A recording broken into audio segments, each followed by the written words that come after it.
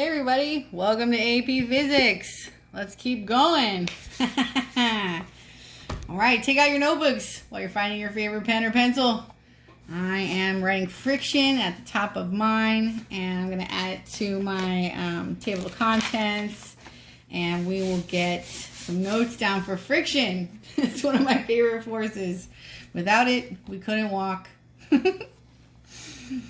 We start off with the main idea that is friction. Well, I guess it's not the main idea, but friction opposes motion. This is something we've mentioned before. It is a force, and it's due to bumps between the surfaces, right? So friction between two surfaces, right? So you can have, mostly there's like two types of friction, right? There's either static friction or what they call kinetic friction. And it's just like you'd imagine. In kinetic friction, the object is moving, and in static friction, the object is not moving.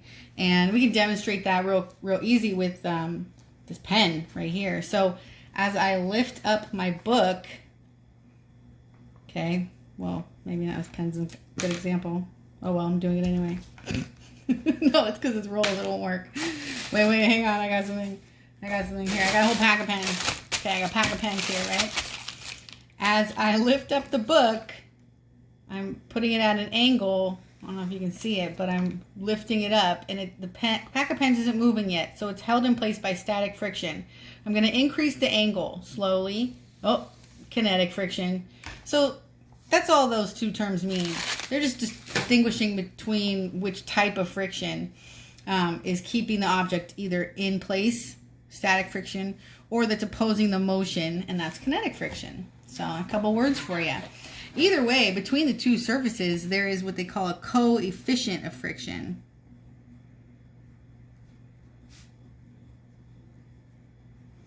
And it's between two surfaces. And it's a constant for those two surfaces, like rubber and glass, or concrete and, I don't know, ice, okay? So they all surfaces can be measured and found out what their coefficient of friction is, okay? What's cool about the coefficient of friction is that it has a symbol called mu. It's a long-tailed U. I forget what the Greek letter name is. Maybe one of you know. And there are no units. It's pretty weird. There's not too many things in physics with no units. This is one of them. Mu is always less than or equal to 1. And the force of friction is less than or equal to mu, the coefficient of friction, multiplied by the normal force. I remember this equation because to me it spells fun. So this is an important equation for us. We're going to play with this in a minute. But first, I've got to show you this. So awesome. This is my favorite, all-time favorite friction demo. Let's see. I guess it's not a demo, but you got to see it. It's a Japanese game. It's so good. I've watched it, like 1,000 times. Come on. Here we go. Check this out.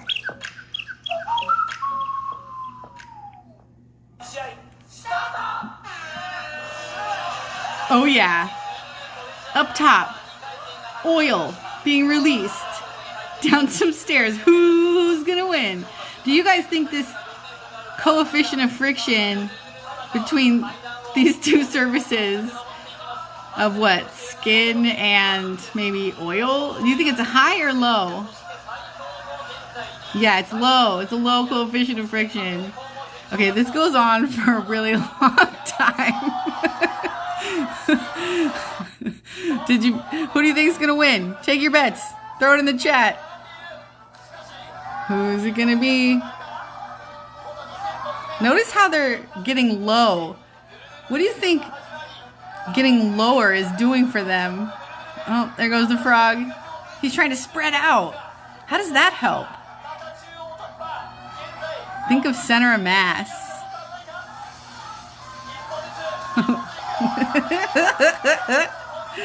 This is so cool.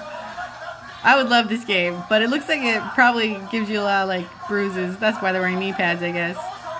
Come on, go, go. Oh no! Look at him take everybody out of his way. Except for the green guy. Oh, who's it gonna be? All right, if you made your bet, let's keep going.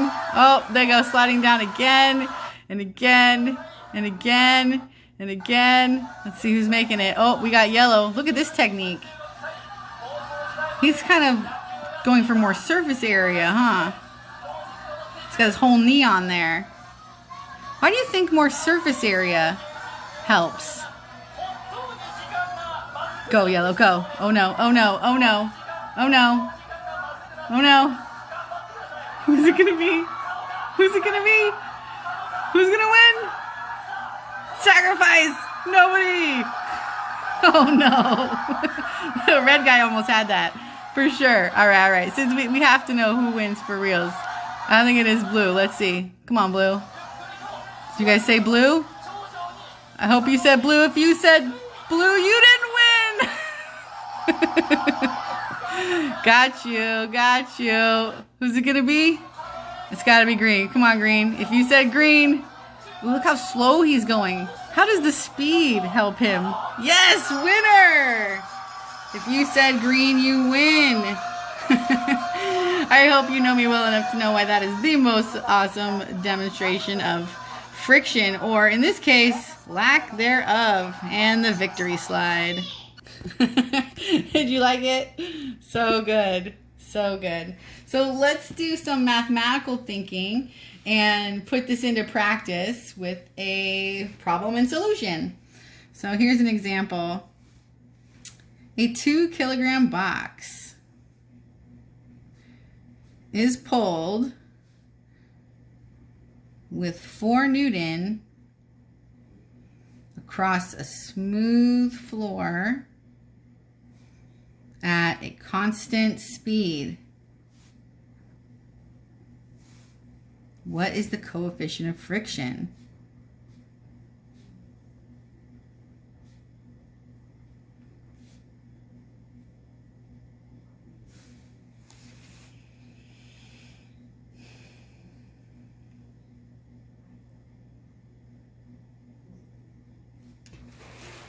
All right, force problem.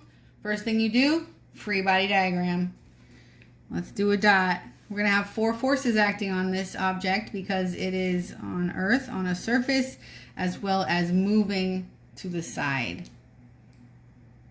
Does it tell us which way it's being moved? Does it matter? If it doesn't tell you, probably doesn't matter, just saying. All right, first force, easiest one of all, Fg down. And since we're doing it, let's just do Fg equals mg. That's just a habit I got from doing so many of these in college.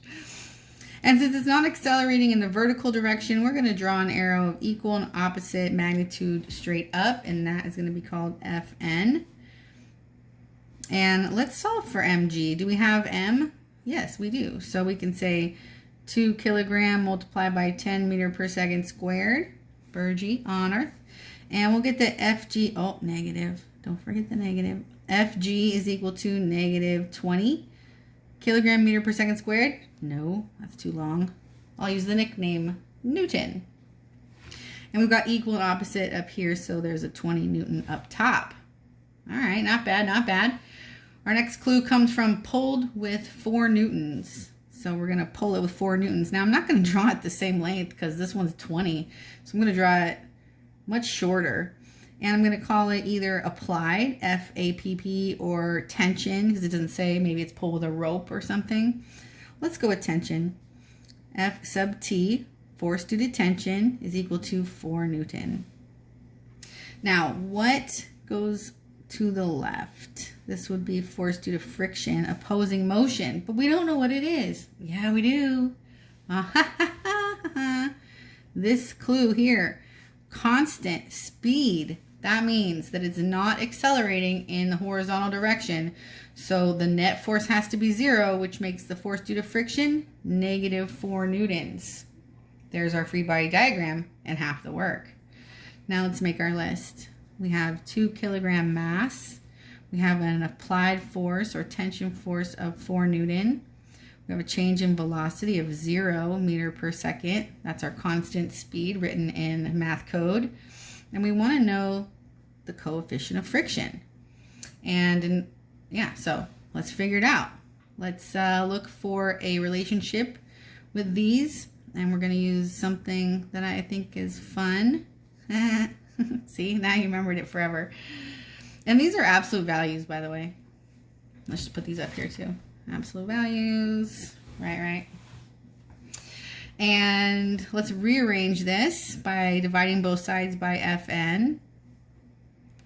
We found a factor of 1 here, and now we can say mu, or the coefficient of friction, is equal to the force due to friction divided by the force due to the surface, what we call the normal force.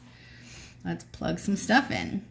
We've got 4 Newton divided by 20 Newton. Absolute value, right? And that's going to give us 0.2. The newtons are a factor